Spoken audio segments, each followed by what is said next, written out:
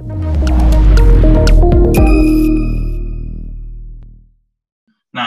kita lihat ya, dalam seluruh langkah metode ilmiah versi Popper, jelas bahwa metode induksi sama sekali tidak digunakan. Popper hanya menggunakan silogisme deduktif, ya, yang seperti ini. Jika hipotesis benar, maka pernyataan partikular, ya, yang merupakan konsekuensi atau deduksi logis dari hipotesis itu mesti benar juga, mesti selaras dengan fakta eksperimen, gitu ya. Itu silogisme deduktifnya, ya. Jadi di bagian ini kita perlu hati-hati ya Pak Ibu ya. Ketika Bapak Ibu nanti akan menguji sebuah teori, pastikan bahwa pengujian itu, cara pengujian itu nanti menguji sesuatu yang dia memang secara deduktif itu konsekuensi dari teorinya, ya. Silogisme deduktif. Karena menggunakan silogisme deduktif, kita dapat menolak hipotesis dengan meyakinkan, ya. Jika hasil pengujian ternyata tidak selaras dengan pernyataan partikular, ya. Jadi jika hipotesis benar, maka pernyataan partikular harus sesuai dengan eksperimen, itu ya Bapak Ibu ya. Loh, ini ternyata kok pernyataan partikularnya tidak sesuai dengan hasil eksperimen, berarti hipotesisnya salah, ya. Ini logika implikasi biasa Pak Ibu ya. Jika A maka B, gitu ya. Kalau B-nya terbukti salah, berarti A-nya salah. Gitu ya. Sebaliknya, kita tetap tidak dapat menyimpulkan kebenaran hipotesis seandainya pun hasil pengujian ternyata selaras dengan pernyataan partikular, gitu ya. Jadi jika A maka B, kalau B-nya benar, itu belum tentu A-nya benar, Bapak Ibu ya. Bisa jadi A-nya salah, B-nya tetap benar juga, gitu. Nah, ini sebenarnya logika yang kita gunakan adalah logika deduktif ya. Implikasi gitu ya, kemudian tadi deduksi logis dari hipotesis menuju pernyataan partikular. Nah, karena itu menurut Popper, hipotesis yang lolos uji itu hanya dapat diterima sebagai kebenaran tentatif. Jadi kita nggak bisa memutlakkan kebenaran teori kita ya Pak Ibu ya, meskipun kita uji, wah selaras dengan pengujian gitu ya.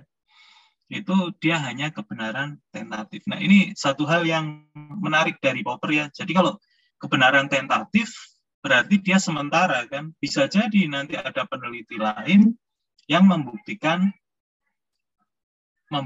dengan metode pengujian yang valid juga yang bagus, ternyata kesimpulan kita itu yang kita buat sekarang itu ternyata berikutnya bisa salah gitu ya. Dan itu harus siap kita ya. Nanti semua teori ilmiah kurang lebih seperti itu Bapak Ibu. Di saat di satu masa dia terbukti seakan-akan benar, di masa berikutnya itu ternyata difalsifikasi. Nanti kita lihat ya, falsifikasi itu seperti apa? Apakah teori yang lama itu jadinya salah total gitu ya? Misalkan teori Newton, hukum Newton itu difalsifikasi oleh Einstein gitu ya, Bapak Ibu ya. Kalau di hukum Newton itu kan gravitasi itu adalah gaya tarik menarik antara dua benda bermassa gitu ya. Kalau di hukum Newton, gravitasi itu bukan seperti itu. Gravitasi itu karena ada benda bermassa maka ruang jadi melengkung. Karena itu cahaya juga bisa belok juga karena gravitasi, karena ruangnya melengkung. Beda sekali gitu ya. Dan terbukti bahwa rumusan Einstein ini bisa memfalsifikasi rumusan Newton. Tapi pertanyaannya apakah dengan demikian hukum Newton itu jadi salah gitu ya? Nanti kita lihat Bapak ya. Falsifikasi maka dia salah total. Apakah seperti itu? Nah, ini kita kutip dari buku yang ditulis Popper ya. Jadi Deductive Testing of Theories, Corroborated. Ya. Corroborated itu maksudnya didukung oleh bukti. Ya. Corroborated. Jadi kalau sudah kita lakukan pengujian, anggap bahwa pengujian itu ternyata selaras dengan hipotesis, gitu ya, maka kita sebut teori itu corroborated. Ya, bukan confirm. Popper menolak sama sekali menggunakan istilah verified, confirm gitu ya. Dia menggantinya dengan corroborated. Ya. Kita lihat so long as theory withstand detail and severe test gitu ya.